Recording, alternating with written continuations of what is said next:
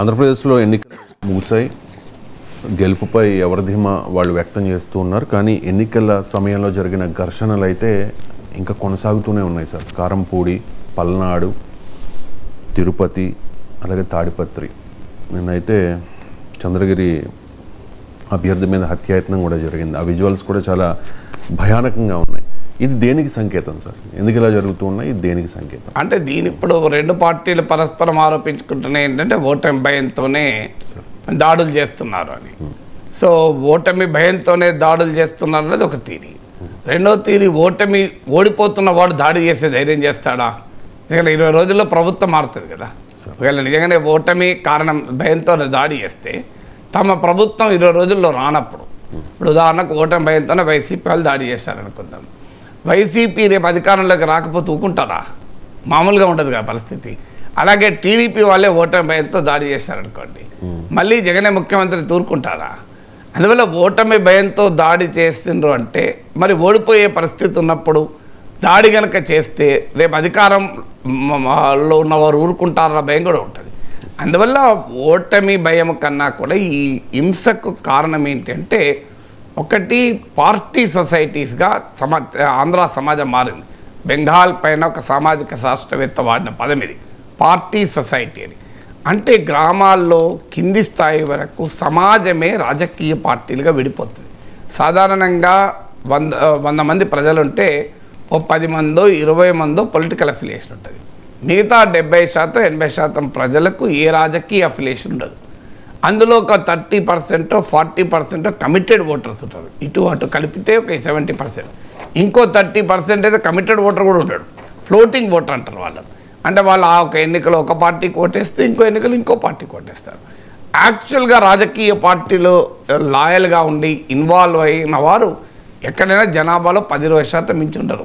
మిగతా ప్రజలకు తమ దైనందిన జీవితము, తమ వ్యవసాయము, తమ వ్యాపారము, తమ వృత్తే తప్ప ఎన్నికల సమయంలో వచ్చి ఓటేయడం తప్ప రాజకీయాలతో సంబంధం ఉండదు. సహజంగా ఉండే ధోరణి. ఆ ధోరణి దాటి ఏమవుతుందంటే సమాజమే రాజకీయ పార్టీలుగా విడిపోవడం. ఇప్పుడు గ్రామంలో ఒక వర్గం ఒక పార్టీ ఉంటే ఇంకో వర్గం ఇంకో పార్టీ. ఇది బెంగాల్ రాజకీయాలను చూసి ఒక సోషల్ సైంటిస్ట్ వాడిన పదం, పార్టీ సొసైటీ అని. సో ఆంధ్రప్రదేశ్ కూడా ఇలా పార్టీ సొసైటీగా మారిపోయింది. అంటే ఒక అర్థం, ఒక గ్రామంలో యుద్ధమే ఒక రకంగా. అటువైపు సైన్యం, ఇటువైపు సైన్యం. అంటే ప్రజలుగా జీవించరు, సైన్యంగా జీవిస్తారు. సో ఆ రకమైనటువంటి దశకు ఆంధ్రప్రదేశ్ రాజకీయం చీలిపోయింది. సో ఇది మొదటి కారణం హింసాకాండకు. ఎందుకంటే స్థానికంగా తమ ఆధిపత్యం నిలబెట్టుకోవడానికి జరిగేటువంటి ఒక ప్రయత్నం. రెండవది, కులాల వారీగా కూడా సమాజం చీలిపోయింది, పొలిటికల్గా సమాజం చీలిపోయింది. కులాల వారీగా సమాజం చీలడం కొత్త కాదు, కులాల వారీగా రాజకీయంగా కూడా చీలిపోయింది. దాంతో సామాజిక రాజకీయ ఆధిపత్యాల మధ్య ఒక మేళవింపు ఉంటుంది. So social domination, political domination, ఈ రెండింటినీ కలిపి చూడాల్సి ఉంటుంది. అందువల్ల ఆ పొలిటికల్ డామినేషన్ సోషల్ డామినేషన్గా కూడా రిఫ్లెక్ట్ అవుతుంది. కనుక ఆ సామాజికమైన మీకు ఈవెన్ జాగ్రత్తగా పరిశీలిస్తే మీరు గ్యారంటీగా మనకు కనబడుతుంది. ఒక కులం వాళ్ళు వెళ్ళి ఇంకో కులం చెందిన రాజకీయ నాయకులపైన అటాక్స్ జరుగుతుంటాయి. సో ఈ డైమెన్షన్ కూడా ఉంటుంది. మూడవది ఏంటి అంటే పోటీ చాలా తీవ్రంగా ఉంది. కట్ థ్రోట్ కాంపిటీషన్ అంటారు ఇంగ్లీష్లో.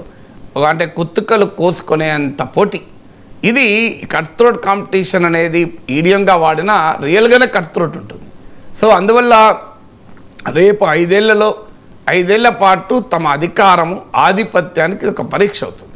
తర్వాత ఇది ఎన్నికల సమయంలో జరిగిన పోటీ కాదు, ఇది పోరాటం కాదు, లాస్ట్ 5 yearsగా జరుగుతున్న పోరాటం. దాని యొక్క ఆప్టిమల్ ప్రెషర్ బిల్డప్ అయింది. అంటే తీవ్రమైన పీడనము, ప్రెషర్ బిల్డప్ అయి ఉంది కనుక ఎన్నికలు అయిపోవడంతో ఆ ప్రెషర్ రిలీజ్ అవుతుంది. ఎందుకంటే 5 ఏళ్లుగా రెండు పార్టీలు, అటు వైసీపీ ఇటు టీడీపీల మధ్య, ఇటీవల కాలంలో వైసీపీ టీడీపీ జనసేనల మధ్య ఒక తీవ్రమైనటువంటి పోటీ మనం లోకల్ బాడీస్ ఎలక్షన్స్ అప్పుడు చూసాం. సో 5 ఏళ్ల పాటు జరిగినటువంటి ఒత్తిడి, పీడనం యొక్క రిజల్ట్ ఇది, రిఫ్లెక్షన్ ఇది. సో ఈ రిఫ్లెక్షను మనకు సమాజంలో అప్పటిదాకా ఆగి ఉన్నారు. ఒక్కసారి ఇప్పుడు ఉదాహరణకు పిల్లలు ఉంటారు ఇంట్లో, తండ్రి వచ్చాడు, తండ్రి ఫ్రెండ్స్తో మాట్లాడుతున్నారు, కామ్గా ఉండిపోతారు మొత్తం ఇల్లంతా. ఒక్కసారి ఈ తండ్రి ఫ్రెండ్స్తో బయట పడింది అనుకోండి, ఈగ అరుస్తారు ఒక్కసారి. ఎందుకంటే ఆ పీడనం, ఒత్తిడి, ప్రెషర్ బిల్లపై ఉంటుంది కనుక ఆ ప్రెషర్ ఒక్కసారిగా రిలీజ్ అవుతుంది. మీరు చిన్నపిల్లలు కూడా చూడండి, ఇంట్లో ఉంటారు, ఒక్కసారి బయటికి వెళ్ళడంతోనే చాలా కేరింతలు కొడుతుంటారు, ఎందుకంటే ఆ ప్రెషర్ ఫీల్ అవుతుంటారు. సో ఈ రాజకీయంగా కూడా జరిగేది ఈ 5 ఏళ్ల పాటు బిల్డ్ అయినటువంటి ప్రెషర్ ఇవాళ ఇప్పుడు ఎలక్షన్స్ అయిపోయినాక రిలీజ్ అవుతుంది. హై స్టేక్స్ పెడిన తర్వాత రిసోర్సెస్తో లింక్. అధికారం అంటే ఏదో ప్రజలకు సేవ చేస్తా అనుకుంటే గొడవలు కావు. నేను సేవ చేయాలా, నువ్వు సేవ చేయాలా, ఎవరెవరు సేవ చేస్తారు. ఇది ప్రజల సేవలో పోటీ కాదు రాజకీయం అంటే. రాజకీయం అంటే డబ్బులపైన ఆధిపత్యం, వనరులపైన ఆధిపత్యం, భూములపైన ఆధిపత్యం, మట్టిపైన ఆధిపత్యం, మద్యంపైన ఆధిపత్యం, ఇసుకపైన ఆధిపత్యం. సో రాజకీయం అంటే ప్రజాసేవ అయితే ఎందుకు గొడవలు ఉంటాయి, ఎందుకు ఘర్షణలు ఉంటాయి? రాజకీయం అనేది ప్రజాసేవ కాదు. రాజకీయం అనేది ఎవరి అధికారంలో ఉన్నా వనరులపైన, గనులపైన, భూమి లోపల ఉన్న వాటిపైన, భూమి పైన ఉన్న వాటిపైన, అన్నిటిపైన ఆధిపత్యం. సో ఆధిపత్యం ఉన్నప్పుడు హై స్టేక్ ఈజ్ ఇన్వాల్వ్ కదా. సో హై స్టేక్స్ ఇన్వాల్వ్ అయినప్పుడు ఆ ఘర్షణ వేరే రకంగా ఉంటుంది. ఇప్పుడు ఉదాహరణకు కంపెనీ 1000 కోట్ల రూపాయల ప్రాఫిట్ తెచ్చుకున్న కంపెనీలో మేనేజ్మెంట్లో ఉన్న ఇద్దరి మధ్య విభేదాలు ఉన్నాయనుకోండి, ఏ రకమైన ఫైట్ ఉంటుంది? లేదు ఒక స్వచ్ఛంద సంస్థ నడుపుతున్న ఇద్దరి మధ్య విభేదాలు ఉన్నాయనుకోండి, స్వచ్ఛంద సంస్థ మధ్య విభేదాలు ఉంటే ఇద్దరు కూర్చుంటారు, నువ్వు చేసే పద్ధతి నువ్వు చేసుకో సేవ, నేను చేసే సేవ నేను చేసుకుంటా అంటారు, ప్రశ్న ఉండదు. కానీ 1000 కోట్ల లాభాలు ఉండేటువంటి కంపెనీలో ఇద్దరు యజమానుల మధ్య విభేదాలు ఉన్నాయనుకోండి, అది ఏ స్థాయిలో రిఫ్లెక్ట్ అయితే మీరు ఆలోచించండి. అందువల్ల ఇన్ని కారణాలు ఉన్నాయి ఆంధ్రప్రదేశ్లో ఈ స్థాయిలో వైలెన్స్ ఎరప్ట్ అయ్యడానికి.